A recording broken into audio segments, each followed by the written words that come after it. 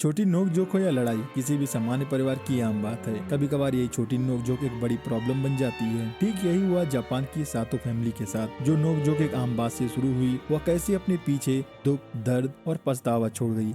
आइए आज हम बात करते हैं तोमोहिरो सातो द बैनिश्ड बॉय के बारे में।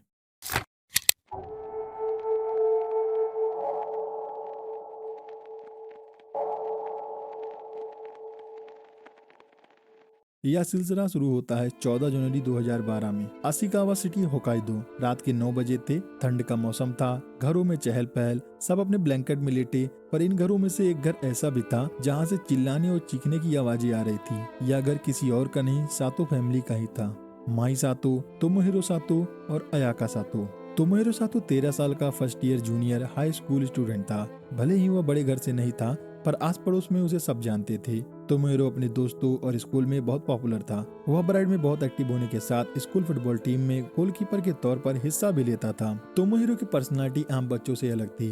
एथलेटिक होने के साथ साथ एकेडमिकली गिफ्टेड था, जिसकी वजह से तोमोहिरो ने स्पोर्ट प्रेस के अलावा कई अवार्ड और कंपटीशन जीते थे। जब तोमोहिरो 2 साल का था तो उसके पेरेंट्स ने डिवोर्स ले लिया। तोमोहिरो अपनी माँ माई और बड़ी बहन अयाका के साथ रहता था। डिवोर्स के बाद माई घर चलाने के लिए नर्स की नौकरी करने लगी, जहाँ माई को घंटों घंटों काम करना पड़ता था। तोमोहिरो का सपना था कि वह बड़ा होकर डॉक्टर बने और अपनी माँ की मदद करे। 14 जनवरी 2012 माई एज यूजुअल अपने काम से बाहर गई हुई थी, पर घर से चिल्लाने और लड़ने की आवाज आ रही थी। तोमोहिरो और अयाका एक दूसरे के ऊपर चिल्ला रहे थे। आखिर क्यों? ये सब एक छोटी नोकझोंक जो अक्सर भाई बहन के बीच में होती रहती है, उससे शुरू हुई। तोमोहिरो को टीवी पर Indiana Jones and the Kingdom of Crystal Skull देखना था, वहीं अयाका एक ड्रामा परफेक्ट सन देखना चाहती थी। दोनों एक दूसरे के ऊपर चिल्ला रहे थे और टीवी देखने के लिए जिद कर रहे थे। इस झिकझिक से परेशान होकर अयाका ने तार निकालकर टीवी बंद कर दिया ताकि किसी की बात न चले। पर हालत शांत होने के बजाय तोमोहिरो को और गुस्सा आ गया। उसने घर की चीजें फेंकनी शुरू कर दी, फर्नीचर पर लात मारना, और फिर कुछ ऐसा किया कि हैरान करने वाली बात थी। तोमोहिरो ने अपना निंटेंडो DS दीवार पर फेंक कर मारा, जिससे उसकी स्क्रीन टूट गई। यह हैरानी की बात इसलिए है क्योंकि तोमोहिरो ने यह निंटेंडो अपने इकट्ठा किए गए पैसों में से खरीदा था, जो कि उसने अपनी माँ के घर के कामों में हाथ बटाकर कमाए थे। निंटेंडो तोड़ने के बाद तोमोहिरो अपना सारा गुस्सा उतारने के लिए दीवार पर कस के पंच करता है। दीवार पर इतना कस के पंच करने की वजह से दीवार में छेद हो गया और वह गुस्से से अपने कमरे में चला गया। दूसरे दिन माई घर आई तो देखा कि घर का सारा सामान बिखरा हुआ है, दीवार पर छेद का निशान है। यह सब देखकर माई ने तोमोहिरो से सब कुछ साफ करने को कहा और अपनी बहन से माफी मांगने को कहा। तोमोहिरो सफाई कर ही रहा था कि तभी माई ने टूटे हुए निंटेंडो को देखा और पूछा कि तोमोहिरो तुम्हें क्या हो गया है। तोमोहिरो अभी भी गुस्से में था और चिल्लाते हुए बोला कि इसे मैंने अपने पैसों से खरीदा है और मैं इसके साथ जो चाहूँ वो कर सकता हूँ, और सब कुछ इग्नोर करता हुआ गुस्से से अपने रूम में चला गया और दरवाजा अंदर से बंद कर लिया। टीन एज जो बच्चों का डिफरेंट फेज होता है नॉर्मल से, गुस्सा रहना, क्यूरियोसिटी और रिबेलियस रहना, यह एक आम बात होती है टीनेज में। यही बात माई ने सोचा कि ये टीनेज का असर है, थोड़ी देर में गुस्सा शांत हो जाएगा, और माई जाकर टीवी देखने लगी। करीबन रात के 9:30 बजे के आसपास माई ने फ्रंट डोर के बंद होने की आवाज जोर से सुनी। माई ने सोचा कि तोमोहिरो बाहर टहलने गया होगा और अपना गुस्सा शांत करके थोड़ी देर में वापस आ जाएगा। पर समय बीतता रहा, आधा घंटा, 1 घंटा, 1.5 घंटा, पर तोमोहिरो वापस नहीं आया। माई को चिंता सताने लगी क्योंकि उस दिन होकाइदो का टेम्परेचर -5 डिग्री सेल्सियस तक गिर गया था। और अयाका ने जब तोमोहिरो को जाते हुए देखा तो तोमोहिरो ने केवल ब्लैक कलर की पतली जैकेट, ग्रे ट्राउजर और व्हाइट कलर का शूज ही पहना था। माई ने तुरंत तोमोहिरो का रूम चेक किया। उसके रूम में से उसका पर्स गायब था। हालांकि पर्स में केवल 1000 येन और कुछ बस की टिकटें ही थी, लगभग 300 येन की, पर तोमोहिरो का फोन रूम में ही था। माई के पास कोई तरीका ही नहीं बचा कि तोमोहिरो से वो कांटेक्ट कर सके। माई भागकर बाहर गई और अपने बेटे को ढूंढने लगी। उस दिन मौसम भी खराब था, बर्फ की मोटी परत सड़कों पर जमी थी। माई ने आसपास के फास्ट फूड दुकानों और रेस्टोरेंट में खोजा, तोमोहिरो को दोस्तों से पूछा, पर तोमोहिरो का कोई पता नहीं था। माई को डर लगने लगा कि कहीं तोमोहिरो को कुछ हो न गया हो। तोमोहिरो का गुस्से में उठाया हुआ कदम और माई का तोमोहिरो का गुस्सा एक मूड स्विंग समझकर इग्नोर कर देना माई को इस मोड़ पर लाकर खड़ा कर दिया। 16 जनवरी को माई ने ईस्ट असाइकावा पुलिस स्टेशन में तोमोहिरो की गुमशुदा रिपोर्ट लिखवाई। पुलिस ने देर न करते हुए एक लार्ज स्केल का सर्च शुरू कर दिया। पुलिस वालों का मानना था कि तोमोहिरो बहुत दूर नहीं गया होगा। जैसा कि माई ने बताया कि तोमोहिरो केवल पैंट और थिन जैकेट ही पहनकर घर से निकला है, तो पैदल जाना तोमोहिरो का बहुत मुश्किल होगा। पुलिस ने अपनी जांच बस स्टॉप से शुरू की। तोमोहिरो के घर के पास 2 बस स्टॉप थे।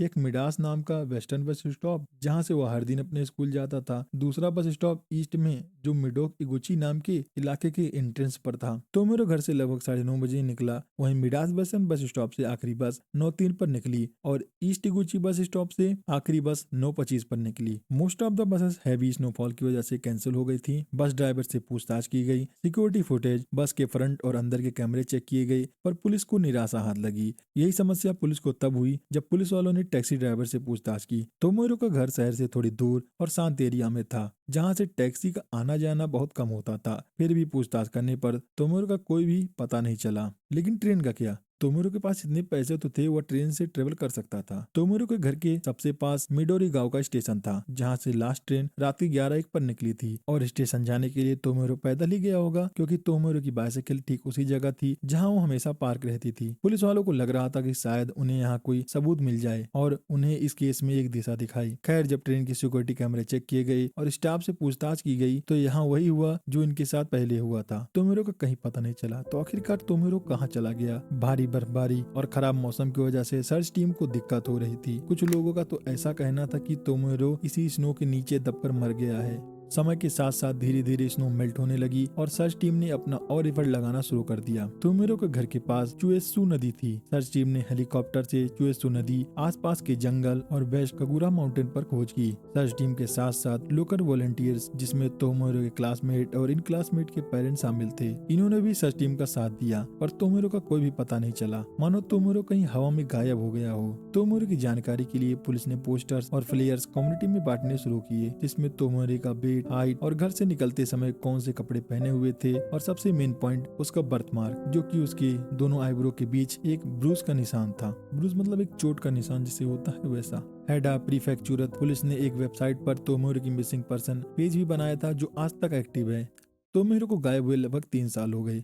बात है 2015 की। कुछ लोगों ने तोमोरो को शिंजुकू काबुकाचू डिस्ट्रिक्ट में देखे जाने की रिपोर्ट की। यह टोक्यो का एक जाना माना एरिया है और अपने होस्ट और होस्टेस क्लब के लिए फेमस है। इस रिपोर्ट के हिसाब से तोमोरो नाम का एक व्यक्ति एक होस्ट, यानी एक ऐसी नौकरी जहां जवान लड़के फीमेल क्लाइंट का एंटरटेनमेंट करते हैं, के तौर पर काम कर रहा था। यह रिपोर्ट द होस्ट क्लब के एक रेगुलर विजिटर ने की थी। इस विजिटर के अनुसार इस होस्ट ने बताया कि वह 13 साल की उम्र में अपना घर छोड़कर भाग गया था। उसने अपना घर होकाइदो बताया था और इस होस्ट के भी ठीक उसी जगह बर्थ मार्क था जहां तोमोहिरो के था, और इसकी काफी बातें तोमोहिरो से मिलती जुलती थी। पर बाद में ये होस्ट कभी सामने नहीं आया। 2015 में तोमोहिरो की उम्र लगभग 17 साल की रही होगी और ऐसी होस्ट क्लब में अंडर एज बच्चों का काम करना इलीगल होता है। तो पुलिस वाले इस नतीजे पर पहुंचे कि होस्ट असल में तोमोहिरो नहीं था, क्योंकि होस्ट क्लब की दुनिया में होस्ट अपने क्लाइंट से सिंपैथी के थ्रू पैसे कमाने के लिए ऐसी झूठी और सैड बैक स्टोरी बनाते रहते हैं।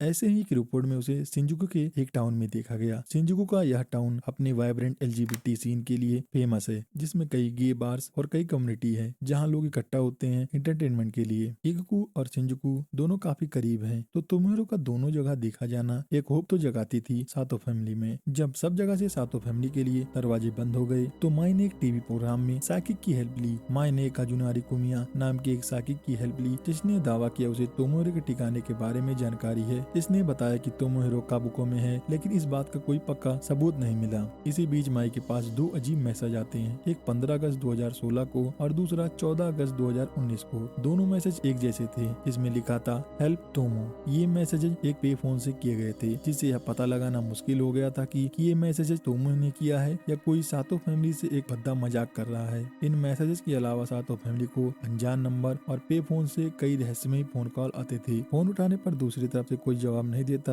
और तब तक चुप रहता जब तक फोन कट न जाता। पुलिस को इन मैसेजेस और कॉल की रिपोर्ट करने के बावजूद कोई ठोस सुराग नहीं मिला। माइक के अनुसार यह तोमोहिरो है जो उसकी आवाज सुनना चाहता था पर बोलने से डरता था। तोमोहिरो की बहन अयाका ने ट्विटर अकाउंट बनाकर उस पर तोमोहिरो से रिलेटेड पोस्ट की। एक टीवी प्रोग्राम में अयाका ने रोते हुए बताया कि कैसे उसकी वजह से उसका भाई खो गया और कैसे ये बातें उसे परेशान करती हैं। तोमोहिरो की आंट भी ट्विटर पर एक्टिव थी, जहाँ पर ये तोमोहिरो को मैसेज लिखती थी और इन्हीं पोस्ट में से कुछ पोस्ट बहुत हार्ट ब्रेकिंग होते थे।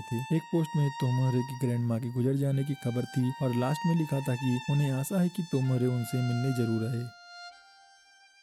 आइए बात करते हैं इस केस से रिलेटेड कुछ थ्योरीज पर, जो कि इस केस के दौरान बनी, कुछ लोगों ने दी और कुछ न्यूज मीडिया ने।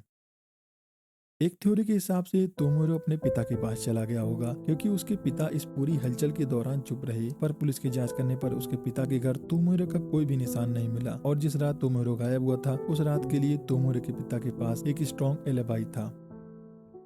कुछ लोगों को यह मामला किडनैपिंग का लगता है। तोमोरो एक नौजवान और हैंडसम लड़का था और उसके साथ ही अपने स्कूल और नेबर में फेमस भी था। कुछ लोग अंदाजा लगाते हैं उसे या तो एक्सप्लॉयटेशन या ट्रैफिकिंग के लिए किडनैप किया गया हो। पब्लिक ट्रांसपोर्ट का यूज न करना इस थ्योरी को और मजबूत करती है। शायद तोमोरो की मर्जी के खिलाफ बिना कोई नामो निशान छोड़े उसे कोई ले गया हो। थ्योरी के अकॉर्डिंग तोमोरो के गायब होने में माई और अयाका दोनों का हाथ है, और यह सब भागने की कहानी बस एक नाटक है। जिस लड़के ने इतनी मेहनत करके अपनी फेवरेट गेम खरीदी हो वो उसे कैसे तोड़ सकता है। मे भी उसके साथ अब्यूज हो रहा था, और एक समय ऐसा आया कि माई को इतना गुस्सा आया कि उसने तोमोरो के साथ कुछ कर दिया, या फिर तोमोरो और अयाका में टीवी को लेकर झगड़ा हो रहा था और गुस्से में अयाका ने तोमोरो के साथ कुछ कर दिया, और अपनी बेटी को बचाने के लिए माई ने यह घटना रची हो। उस रात माई तोमोरो को खोजने नहीं बल्कि उसको दफनाने निकली थी और सारे सबूत साफ कर दिए। इस बेसलेस स्टोरी को एक क्लिप जो कि एक न्यूज शो के दौरान रिकॉर्ड हुई थी, जिसमें अयाका रिपोर्टर को तोमोरो के गायब होने की जानकारी दे रही थी, और उसी में देख सकते हैं कि माई पीछे से अयाका को तिरछी नजरों से घूर रही थी, मानो इशारों में समझाने की कोशिश कर रही हो कि कहीं अयाका रिपोर्टर को कोई बात न बता दे। इसी क्लिप से और बेसलेस थ्योरीज का जन्म हुआ। ये थ्योरी बहुत फार-फेच्ड लगती है कि लोगों ने इस बात को इतना खींचा कि माई के ऊपर हार्श कमेंट तक करने लगे। एक बार माई 29 अक्टूबर 2019 को एक टीवी प्रोग्राम में गई जो कि तोमोरो पर था। व्यूअर्स ने इस केस से ज्यादा माई के किए हुए मेकअप पर और माई के कैरेक्टर पर हार्श कमेंट किए। तोमोरो से जुड़ी और भी अजीबो गरीब थ्योरीज हैं, तो आपको कौन सी थ्योरी पर ज्यादा भरोसा है? और यही थी द बैनिश्ड बॉय तोमोरो की कहानी। सातो फैमिली आज भी तोमोरो के इंतजार में है। आज के लिए फिलहाल इतना ही। आपकी तरह मैं भी मायूस हूँ, लेकिन उम्मीद पर दुनिया कायम है। दिल दुखा है लेकिन टूटा तो नहीं है, और उम्मीद का दामन छूटा तो नहीं है। इसलिए आज के लिए इतना ही।